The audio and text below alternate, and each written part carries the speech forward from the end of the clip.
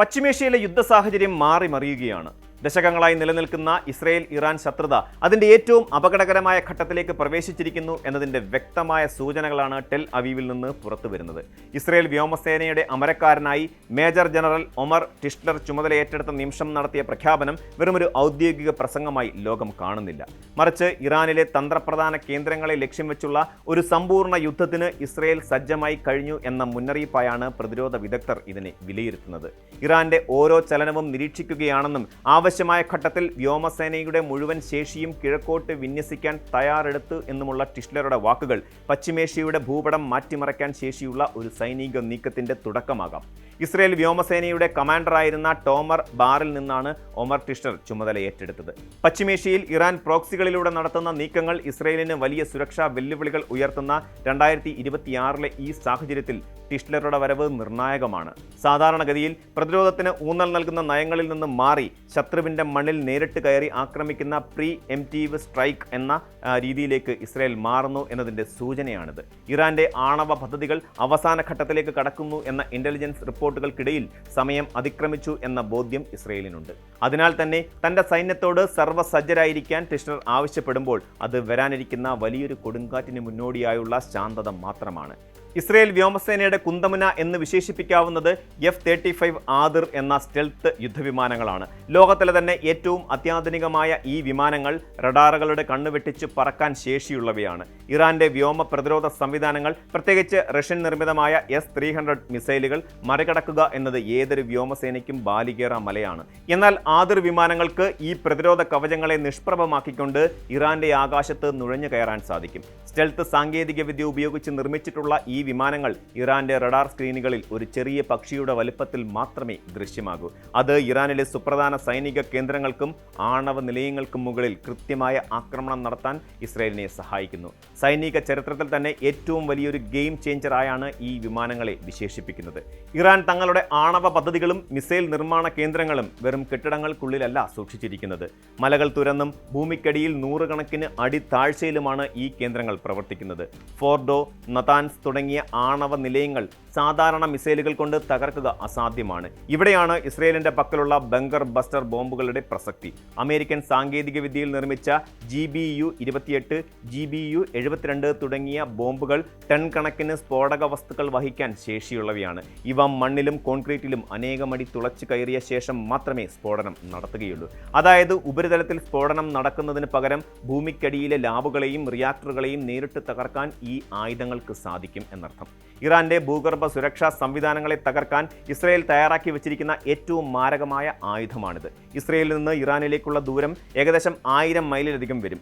ഒരു യുദ്ധവിമാനത്തെ സംബന്ധിച്ചിടത്തോളം ഇത്രയും ദൂരം പറന്ന് ആക്രമണം നടത്തി തിരികെ വരിക എന്നത് വലിയൊരു സാങ്കേതിക വെല്ലുവിളിയാണ്.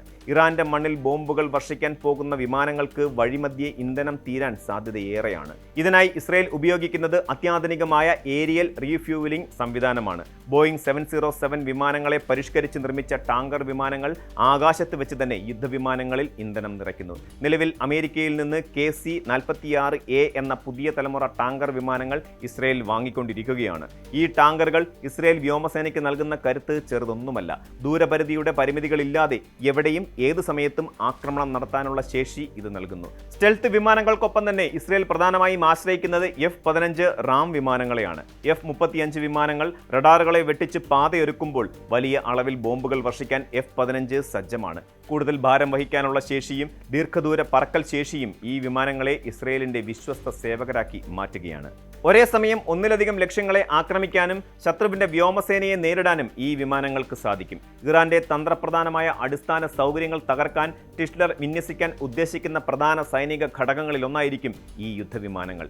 ഇസ്രയേൽ വ്യോമസേനയുടെ ചരിത്രം പരിശോധിച്ചാൽ അവർ വാക്കുകളേക്കാൾ പ്രവൃത്തിയിൽ വിശ്വസിക്കുന്നവരാണെന്ന് നമുക്ക് കാണാം. 1981 ഓപ്പറേഷൻ ഒപ്പറ എന്ന സൈനിക നീക്കത്തിലൂടെ ഇറാഖിലെ ഒസിറാഖ് ആണവ നിലയം ഇസ്രയേൽ തകർത്തിരുന്നു. അന്ന് ലോകം മുഴുവൻ ആ കൃത്യത കണ്ട് അമ്പരന്നു. സമാനമായ രീതിയിൽ 2007 സിറിയൻ ആണവ കേന്ദ്രം തകർത്ത ഓപ്പറേഷൻ ഓർക്കാഡ് ഇസ്രയേലിന്റെ രഹസ്യ നീക്കങ്ങളുടെ കരുത്ത് തെളിയിച്ചതാണ്. ശത്രുരാജ്യങ്ങൾ ആണവായുധങ്ങൾ നിർമ്മിക്കുന്നത് തടയാൻ ഏതറ്റം വരെയും പോകുമെന്ന ഇസ്രയേലിന്റെ ബിഗിൽ സിദ്ധാന്തം ഇന്നും അവർ മുറുകെ പിടിക്കുന്നു.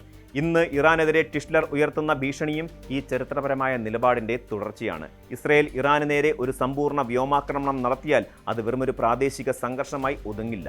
ഇറാന്റെ ഭാഗത്തു നിന്നുള്ള പ്രതികരണം മാരകമായിരിക്കും.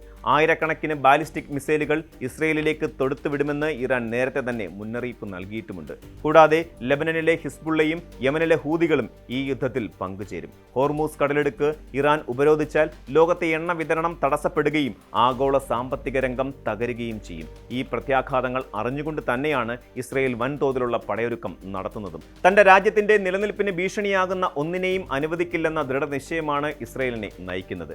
മേജർ ജനറൽ ഒമർ ടിഷ്ലറുടെ വാക്കുകൾ വെറുമൊരു വാക്പോരല്ല, മറിച്ച് വ്യക്തമായ പ്ലാനുകളോടെ തയ്യാറാക്കിയ യുദ്ധതന്ത്രത്തിന്റെ ഭാഗമാണ്. ആധുനിക സാങ്കേതിക വിദ്യയുടെയും ചരിത്രപരമായ അനുഭവ സമ്പത്തിന്റെയും കരുത്തിൽ ഇസ്രയേൽ വ്യോമസേന തങ്ങളുടെ ഈസ്റ്റേൺ ഫ്രണ്ട് തുറക്കാൻ സജ്ജമായി കഴിഞ്ഞു. ഇറാന്റെ ആണവ സ്വപ്നങ്ങളെ തകർക്കാൻ ആകാശത്തുകൂടി ഇസ്രയേൽ അയക്കുന്ന ഈ അഗ്നിപക്ഷികൾ പശ്ചിമേഷ്യയെ എങ്ങോട്ടാണ് നയിക്കുക എന്ന് ലോകം ഉറ്റുനോക്കുകയാണ്. നയതന്ത്ര ചർച്ചകൾ പരാജയപ്പെടുകയും പ്രകോപനങ്ങൾ അതിര് കടക്കുകയും ചെയ്താൽ പശ്ചിമേഷ്യൻ ആകാശത്തുയരുന്ന വിമാനങ്ങളുടെ ഇരമ്പൽ ലോകം ഇതുവരെ കാണാത്ത വലിയൊരു മാറ്റത്തിന്റെ തുടക്കമാകും. സമാധാനത്തിനായുള്ള വഴികൾ അടയുമ്പോൾ യുദ്ധത്തിന്റെ കറുത്ത മേഘങ്ങൾ വിനാശത്തിന്റെ മഴയാകുമോ എന്ന് വരും ദിവസങ്ങൾ തെളിയിക്കും. നിശബ്ദത വെടിയാനുള്ള ഇസ്രയേലിന്റെ തീരുമാനം ഒരുപക്ഷെ ആധുനിക യുദ്ധചരിത്രത്തിലെ തന്നെ ഏറ്റവും നിർണായകമായ ഒരു അധ്യായമായി മാറിയേക്കാം. കൂടുതൽ വാർത്തകൾക്ക് news 18 Keralam YouTube channel subscribe ചെയ്യുക.